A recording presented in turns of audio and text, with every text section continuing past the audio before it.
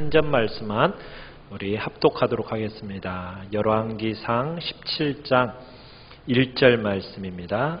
구약성경 545페이지 열왕기상 17장 1절 우리 한 절 우리 함께 합독하겠습니다. 시작.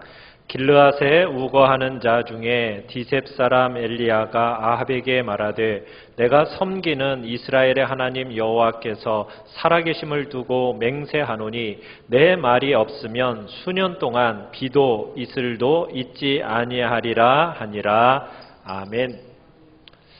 말씀의 제목 우리 함께 읽어보겠습니다. 한 사람을 찾으시는 하나님. 지난주에 우리는 엘리야 시대, 엘리야가 등장한 아합의 시대가 어떠한 시대였는지를 우리가 보았습니다. 그 시대는 한마디로 말해서 정말 감당할 수 없는 괴물과 같은 시대였습니다. 죄악의 수준이 달라진 시대요. 영적인 감각이 죽어버린 시대요. 하나님을 두려워하지 않는 시대. 그리고 도리어 풍요와 안정의 우상인 바알의 사상에 이미 삼켜버린 시대. 그 삼켜진 시대가 아합의 시대였습니다. 모든 빛은 꺼져버린 것 같은 시대였어요. 하나님을 증거하는 음성이 완전히 소멸되어 버린 것 같은 시대. 영적인 죽음이 철저하게 퍼져버린 것 같은 시대. 마치 사탄이 정말 참으로 세상을 완전히 장악한 것 같은 시대가 바로 엘리야의 시대요, 아합의 시대였음을 우리는 지난주에 살펴보았습니다. 그래서 둑이 터져버렸고 터가 무너진 것 같은 시대.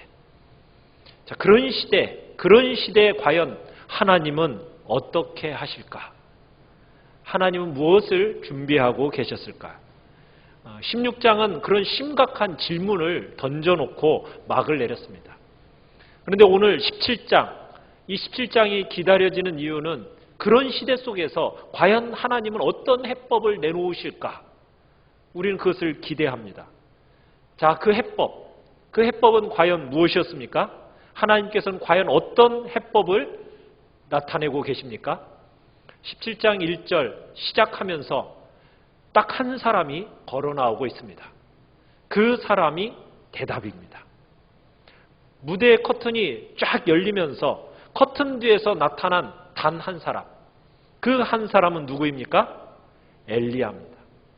하나님은 절망적인 시대, 그 절망적인 시대를 그저 구경만 하시는 게 아니었습니다. 하나님은 대책으로서 한 사람을 준비하셨습니다. 사랑하는 성도 여러분, 하나님의 관심은 사람에게 있습니다. E.M. 바운드라는 사람은 이런 말을 했습니다. 사람들은 더 좋은 방법, 더 좋은 수단을 찾는다. 그러나 하나님은 더 좋은 사람을 찾으신다. 하나님은 수단과 방법을 찾으시는 것이 아니라 사람을 찾으십니다. 사람을 찾고 계세요. 하나님의 변함없는 방법은 사람입니다. 하나님의 관심은 사람에게 있습니다. 하나님께 헌신된 사람, 그 사람에게 능력을 베풀어 주시고 하나님은 그 사람이 나타날 때까지 참고 기다리셨다가 그 사람이 나타나시면 하나님께서 일하시기 시작합니다. 하나님은요, 사람이 없으면 일하지 않으세요. 왜 그럴까요? 왜 하나님은 사람이 없는데 일을 하지 않으십니까? 왜 굳이 사람을 기다리시는 걸까요? 왜냐하면 사람이란 하나님의 영광을 담아내는 그릇이기 때문입니다. 하나님의 영광을 담을 수 있는 그릇은 사람밖에 없습니다. 하나님께서 사람을 창조하실 때 사람만, 오직 인간만 하나님께서 영적인 존재로 창조하셨습니다. 하나님의 형상을 따라 창조된 존재는 이 땅에 오직 사람밖에 없습니다. 하나님께서 하나님의 형상을 따라 영적인 존재로 인간을 창조하시면서 영이신 하나님께서 함께 하시기로 한 존재가 바로 사람이기 때문입니다. 그래서 하나님의 임재와 하나님의 영광은 바로 사람을 통해서 공유하시겠다. 이게 하나님의 뜻입니다. 그래서 하나님께서는 사람을 기다리시는 거예요. 사람이 하나님의 유일한 대답입니다. 그러기에 우리 교회도요, 사람에게 목숨 걸어야 되는 거예요. 다른 데 목숨 거는 게 아니라 사람에게 목숨을 걸어야 합니다. 이유가 여기에 있는 거예요. 엘리야가 그것을 보여줍니다. 그때 엘리야를 찾으셨던 하나님, 지금도 한 사람을 찾고 계십니다. 하나님을 전적으로 의지하는 한 사람, 그 한 사람을 지금도 찾고 계시고 그 사람에게 능력 베푸사 하나님의 일을 이루어 가시는 것입니다. 중국 춘추 전국 시대에 초나라라는 곳이 있었습니다. 그 나라의 왕으로서 초나라라는 그 나라를 강대국으로 발돋움하게 만든 걸출한 인물이 하나가 있습니다. 그 사람의 이름은 장왕입니다. 이 사람은 왕자였을 때부터 특별했어요. 기대를 한 몸에 받으면서 자란 아주 뛰어난 인물이었습니다. 그런데 이 장왕이 왕이 되었어요. 왕이 되었는데 이 사람이 모든 신하들을 불러놓고서는 명령을 내렸습니다. 다들 내 명령에 절대 복종해야 된다. 어떤 반대도 나는 용납하지 않겠다 하면서 엄포를 놓았습니다. 그러더니 이 사람이 걷잡을 수 없을 정도로 주색잡기에 빠져들기 시작해버렸습니다. 그렇게 주색잡기에 빠져든 시간이 어느덧 3년의 시간이 흘렀어요. 궁중 연회가 무르익었을 때 한 사람이 찾아왔습니다. 오거라는 사람이었어요. 그 사람이 이 장왕에게 한 시를 하나 지어 올렸습니다. 뭐라고 올렸냐면 3년불 비유불명이라는 시를 올렸어요. 이 시의 의미는 이렇습니다. 저 언덕 너머에 큰 새 한 마리가 있는데 3년 동안 울지도 않고 날지도 않으니 도대체 무슨 새이겠습니까? 이런 시를 올린 거예요. 이 큰 새는 누구를 두고 한 말이었겠습니까? 그 장왕을 두고 한 말이었어요. 쉽게 말하면 그런 얘기입니다. 당신 같은 능력 있는 왕이 왜 3년 동안 이렇게 허송세월하고 있습니까? 라는 질책이었습니다. 그러나 장왕은 이 시에 아랑곳하지 않고 다음 날에도 여전히 아첨꾼들과 함께 술판을 벌일 뿐이었어요.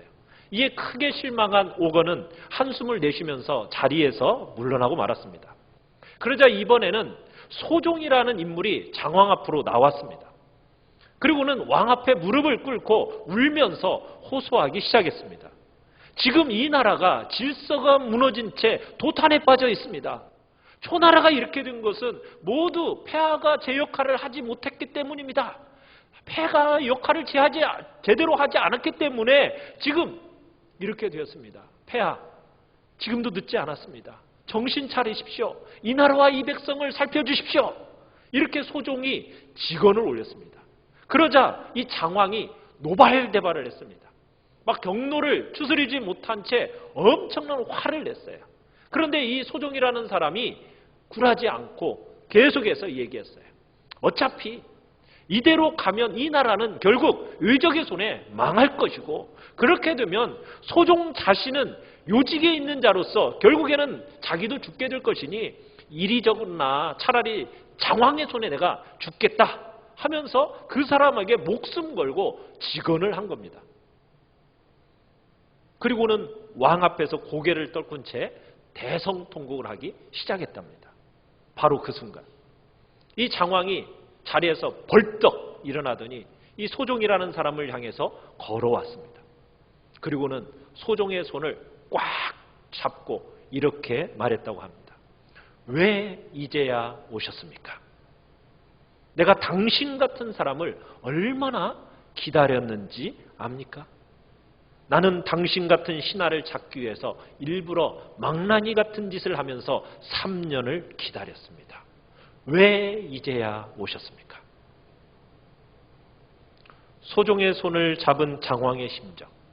왜 이제야 오셨습니까? 이게 하나님의 마음입니다.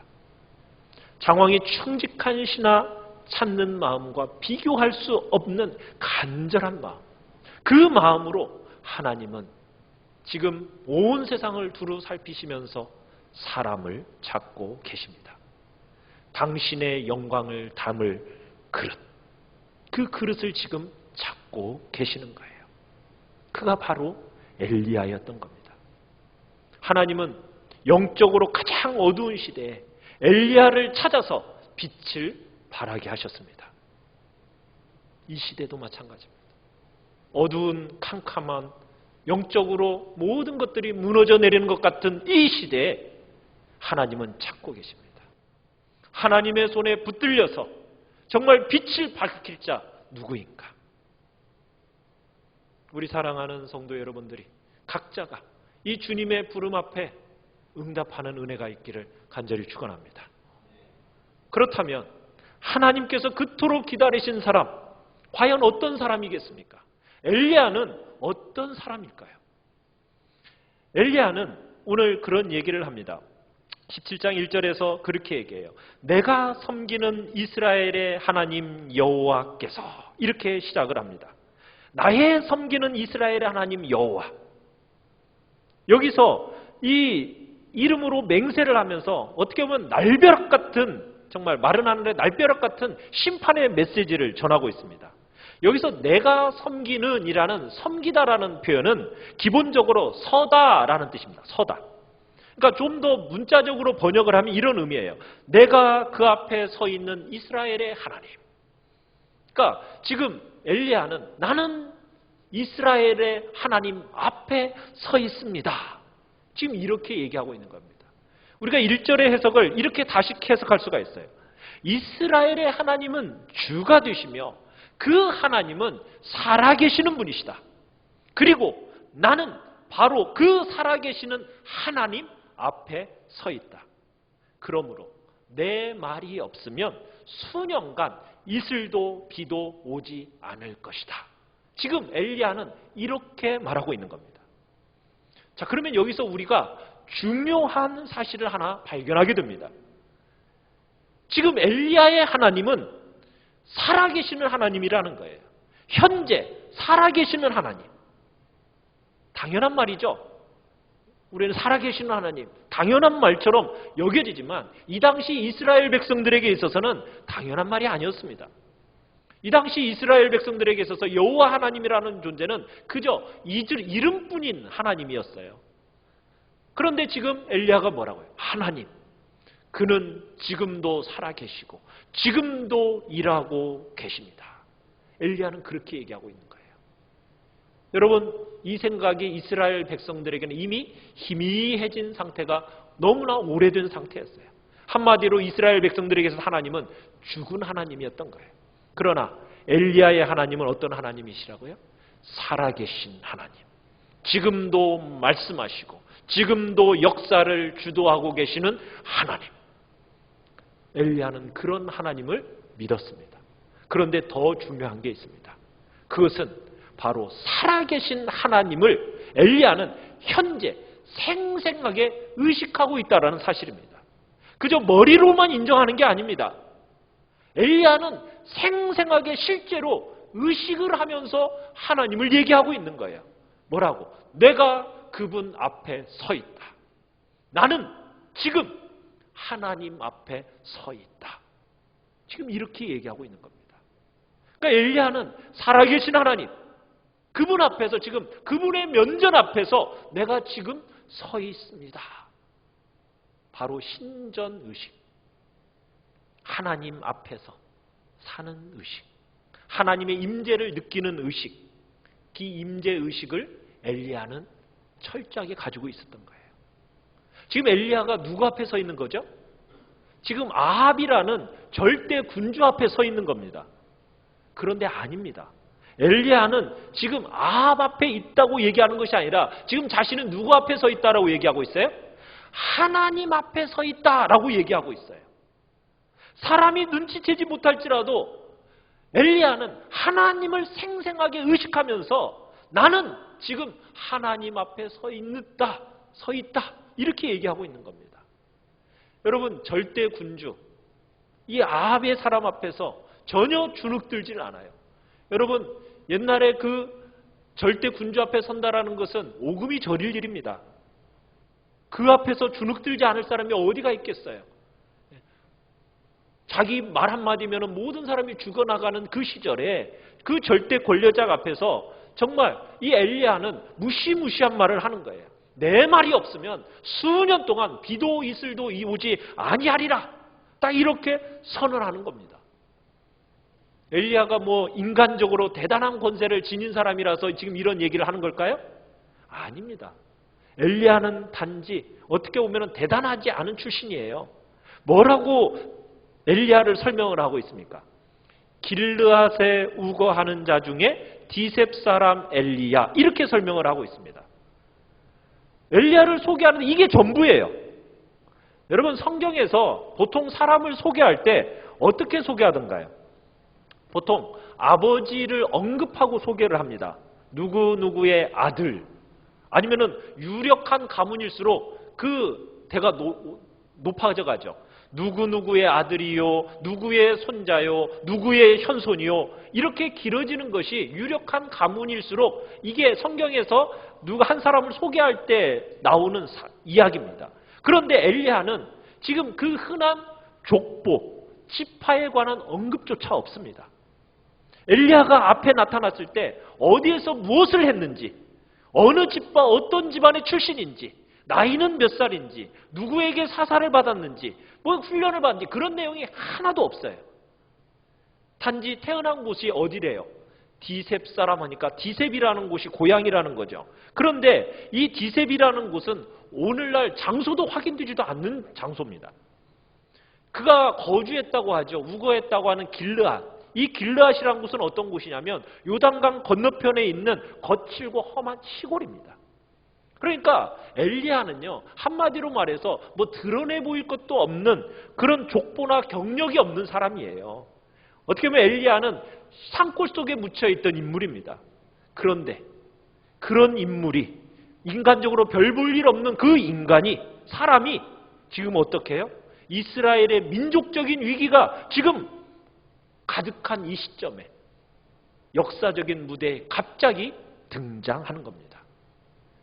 아무라기 짝이 없는 그 이스라엘 밤하늘에 혜성처럼 이 엘리야가 등장하고 있는 거예요. 우리가 지난주에 야고보서 5장에서도 말씀을 드렸어요. 엘리야는 우리와 성정이 같은 사람이로되. 한마디로 말해서 이 사람은요, 특별한 강심장도 아닙니다. 우리와 똑같은 평범한 사람이에요. 보통 사람이에요. 어떻게 보면 어떨 때는 더 연약해 보이는 사람이 이 엘리야입니다.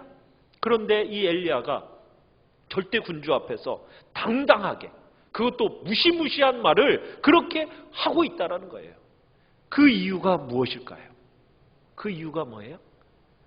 엘리야는 아합보다도 누구를 더 가깝게 여기고 있는 겁니까? 의식하고 있는 겁니까?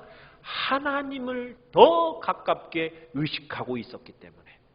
엘리야는 하나님의 관념이 아닙니다. 실제예요. 지금 자기 앞에 분명히 살아계셔서 역사하시고 지금도 말씀하고 계시는 하나님, 그 하나님만으로 의식하고 있었기 때문에 엘리야는 두려워하지 않고 절대군주 아합 앞에서 두려움 없이 담대하게 하나님의 말씀을 선포할 수 있었던 거예요. 사랑하는 성도 여러분, 우리가 하나님을 의식해야 됩니다. 하나님 앞에서 우리가 살아가야 됩니다. 하나님을 두려워하면 사람을 두려워하지 않게 돼요. 그러나 반대로 하나님을 의식하지 않으면요, 우리 인간은 사람을 두려워하게 되어 있어요. 하나님은 사람을 찾고 계세요.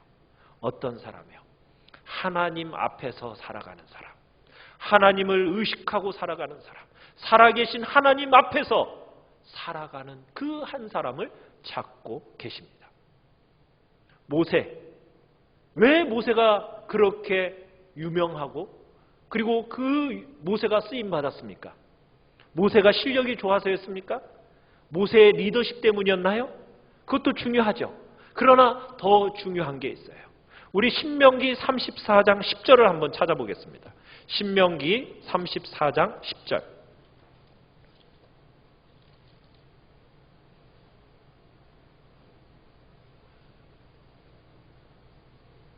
신명기 34장 10절입니다.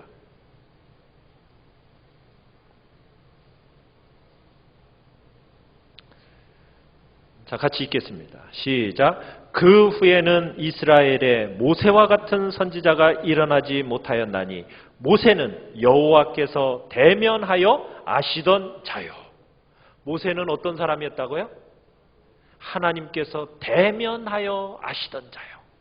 하나님과 얼굴로 대면하여 알았던 사람이 바로 모세였기 때문에, 그래서 모세가 쓰임 받은 거예요. 하나님 앞에서 대면하면서 하나님의 임재를 의식하며 살았던 사람, 그 사람, 언제 어디서든지 하나님을 대면하며 살아간 사람, 이게 모세였어요. 여러분, 왜 다윗일까요? 그가 충성스럽고 음악과 시를 잘 짓고 용맹했기 때문일까요? 그것이 전부가 아닙니다. 핵심이 있어요. 다윗의 핵심. 우리 시편으로 넘어가 봅시다. 시편 16편 8절입니다. 시편 16편 8절 한번 보겠습니다.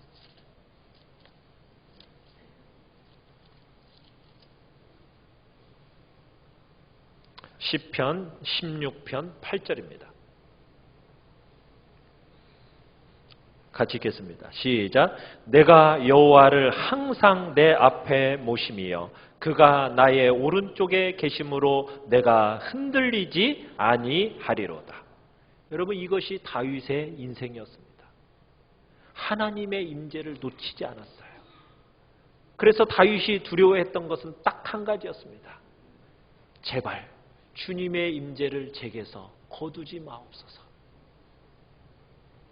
우리의 인생에 있어서 하나님이 내 옆에 계시며 하나님이 항상 내 앞에 모시고 살아가는 사람, 그런 사람을 하나님은 찾고 계시는 거예요. 스코틀랜드의 위대한 종교개혁자였던 낙스, 존 낙스. 이 존 낙스가 죽었을 때 스코틀랜드의 국무총리가 그의 인생을 이렇게 한마디로 요약했습니다. 이곳에 어떤 인간도 두려워하지 않았던 한 사람이 누워 있다.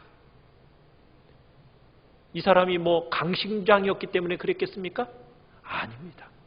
존 낙스 또한 평범한 우리와 똑같은 인간이었습니다. 그러나 하나님의 임재와 하나님의 얼굴을 의식하며 살아갈 때 그는 아무도 두려워하지 않았습니다. 피의 여왕이었던 그 메리조차 두려워하지 않고 도리어 메리 여왕이 이 한 사람 존 낙스를 두려워했다라고 얘기하고 있어요. 그의 기도를 두려워했다고 얘기하고 있어요. 19세기 스코틀랜드 로버트 머리 맥체인이라는 목사님이 있어요. 이분이 실력과 인품과 영성을 갖춘 목사님이었습니다. 그가 자주 했던 말은 이런 말이었습니다. 하나님은 정말로 내 옆에 계십니다. 내가 대화를 나눌 수 있는 분은 오직 하나님 한 분뿐입니다. 어쩌면 신앙이라는 것은 단순한 것 같아요. 너무 단순해요. 하나님과 그 하나님의 얼굴 앞에 서는 것, 그게 우리의 신앙입니다. 살아계신 그 하나님의 눈 앞에서 살아가는 것, 그분의 임재 의식을 느끼며 살아가는 것, 이것이 신앙입니다. 그리고 이런 사람이 필요합니다. 그래야 하나님께서 역사 속에 개입하실 수 있는 거예요. 우리가 살아가는 세상은 물리적인 중력의 법칙이 작용하고 지배받는 세상입니다. 모든 게 중력의 지배를 받고 있어요. 그 중력의 법칙에 지배받고 있어요. 그런데 이것은 영적으로도 마찬가지예요. 우리 인간은요, 우리에게는 이 죄성이라는 게 있습니다. 이 죄성이라는 것이 하나님의 어떤 임재를 향하기보다는 자꾸 세상 속을 향해서 달려가고 싶고 끌려가는 그런 성향이 우리 안에 있어요. 그게 바로 죄성입니다. 그래서 자연스럽게 하나님과 멀어져 가라고 그래요. 이게 영적 중력의 법칙이 작동하고 있는 거예요. 세상 속으로 자꾸 빨려들여 가려는 것. 이게 우리의 속성이에요. 그런데 우리는 어떻게 해야 됩니까? 이 어떻게 보면 영적 중력의 법칙이에요. 세상 속으로 막 끌려들여 가려는 이 힘을 이겨내고 우리가 항상 하나님께로 우리의 마음을 돌려야 되는 거예요. 의도적으로 집요한 영적 투쟁을 해나가는 것입니다. 반드시 이것이 있어야 돼요. 우리에게요, 인간의 본성을 거스리는 싸움이 있는 거예요. 우리 안에 끊임없이. 우리는 어떻게까지 싸워야 돼요? 때로는 피 흘리기까지 이 영적인 죄성, 이 죄성과 투쟁하며 살아가야 되는 겁니다. 엘리야가 그런 사람이었던 거예요. 엘리야도요, 우리와 똑같은 죄성을 가진 인간이었습니다. 우리와 성정이 똑같은 인간이었다고요. 이 엘리야가 어떻게 살았겠어요? 영적 싸움을 결코 마다하지 않고 이 영적 중력의 법칙을 온몸으로 저항하면서 그렇게 투쟁하며 살았던 사람이 바로 엘리야였던 거예요. 보이지 않는 하나님을 보이는 것처럼 여기면서 매일 그분을 발견하면서 살았던 사람이 바로 엘리야였던 겁니다. 그래서 엘리야는 바람과 흙과 나무 사이에서도 하나님을 만나고 흔들리는 나무들 사이에서도 살아계신 하나님을 만나고 불어오는 바람 속에서도 하나님을 의식하고 그분의 음성을 매일매일 들으려고 힘써서 그의 귀를 기울였고 매일 마주치는 사람들 속에서도 살아계신 하나님을 발견하려고 애썼던 거예요. 그렇게 힘써서 살아계신 하나님을 찾고 구하고 그 하나님을 의식하려고 애를 썼고 가는 곳마다 나와 함께 하시는 그 하나님을 임재를 의식하면서 살아가려는 그 삶 속에 하나님께서 동행하셨고 그렇게 살아간 그 엘리야는 그렇게 살아간 어느새 영적인 거인이 될 수 있었던 거예요. 그러기에 엘리야는요, 그 절대 군주인 아합 앞에서도 그의 눈은 군주를 바라본 게 아니라 살아계신 하나님이 내 앞에 서 있다 하면서 그분을 바라보면서 여전히 그의 마음과 생각은 살아계신 하나님을 향하고 있었던 거예요. 그렇기 때문에 떨지 않았던 겁니다. 오랜 시간 그러한 연습이 오랜 시간 걸쳐서 연습되어지고 축적되어진 결과 그런 영적인 훈련의 열매가 엘리야에게 나타났던 거예요. 엘리야는 그런 사람이었던 겁니다. 하나님은 지금 찾고 계십니다. 역대하 16장 9절에 여호와의 눈은 온 땅을 두루 감찰하사 전심으로 자기에게 향하는 자를 위하여 능력을 베푸시나니. 하나님은 지금 온 땅을 두루 감찰하고 계십니다. 그리고 사람을 찾고 계세요. 그 한 사람, 전심으로 자기를 향하여 마음을 쏟는 자, 그 한 사람 찾고 계시고 그 사람에게 능력을 베푸시는 분이 하나님이십니다. 사랑하는 성도 여러분, 아합 앞에 나타난 사람 엘리야, 우리와 똑같은 성정을 가진 사람입니다. 엘리야는 평범한 사람이었어요. 그런데 이 엘리야가 하나님의 손에 딱 붙잡히는 순간 이야기는 달라지기 시작합니다. 우리의 이야기도 마찬가지입니다. 내가 누구에게 붙들림 받느냐, 누가 나를 붙들고 쓰느냐에 따라서 우리의 인생은 달라지는 겁니다. 사랑하는 성도 여러분이 여러분의 인생을 하나님께 맡기는 순간 하나님이 우리와 함께 하시면서 우리의 인생의 이야기를 쓰기 시작하십니다. 엘리야의 하나님이 바로 우리의 하나님이십니다. 하나님이 함께 하시면 평범한 사람일지라도 얼마든지 비범해질 수 있습니다. 어렵다고 핑계하지 마십시오. 엘리야 시대만큼 어려웠던 시대도 없습니다. 그때도 가난했고요. 그때도 악한 자들이 특세했던 시대입니다. 하나님은 그러나 엘리야를 통해서 놀라운 일을 이루셨어요. 여기에 우리의 희망이 있는 거예요. 하나님은 살아계신 분입니다. 지금도 놀라운 일을 이루시는 거예요. 지금도 하나님은 사람을 사랑하시고 그 사람을 찾아서 능력을 부어주시는 분이십니다. 지금도 하나님은 사람을 통해서 놀라운 일을 이루시는 분이세요. 엘리야를 통해 놀라운 이야기를 쓰셨던 하나님이 지금 우리를 통해서 놀라운 이야기를 쓰고 계십니다. 엘리야 이야기를 듣는 여러분 안에 지금 역사하시는 하나님, 그분을 의식하며 살아가는 우리 귀한 성도님들 되시길 바랍니다. 엘리야 이야기를 통해서 그분의 이야기를 발견하길 원합니다. 엘리야라는 인물을 통해서 우리 자신을 발견하길 원합니다. 우리가 지금 어디에 있는지, 어디를 향해 가고 있는지 여러분 한번 생각해 보십시오. 엘리야 이야기가 나의 이야기라고 여기면서 우리가 주님 앞에서 살아가시길 바랍니다. 하나님이 내 앞에 실제로 존재하고 계신다. 그 하나님 앞에 내가 붙들림 받기를 원한다. 그 하나님께서 나의 스토리를 전개시켜 가기를 원합니다. 그 하나님, 살아계신 하나님 앞에 여러분의 인생을 온전히 맡기고 그분이 나의 삶을 주관해 가시도록 철저하게 드러나가는, 그래서 하나님 앞에 온전히 쓰임받아 어둡고 캄캄한 이 시대 속에서 하나님의 영광을 드러내는, 그 담아내는 그릇으로서, 그리고 하나님의 놀라운 역사를 드러내는 복된 존재로서 우리 귀한 성도님들이 쓰임받기를 간절히 축원합니다. 우리 시간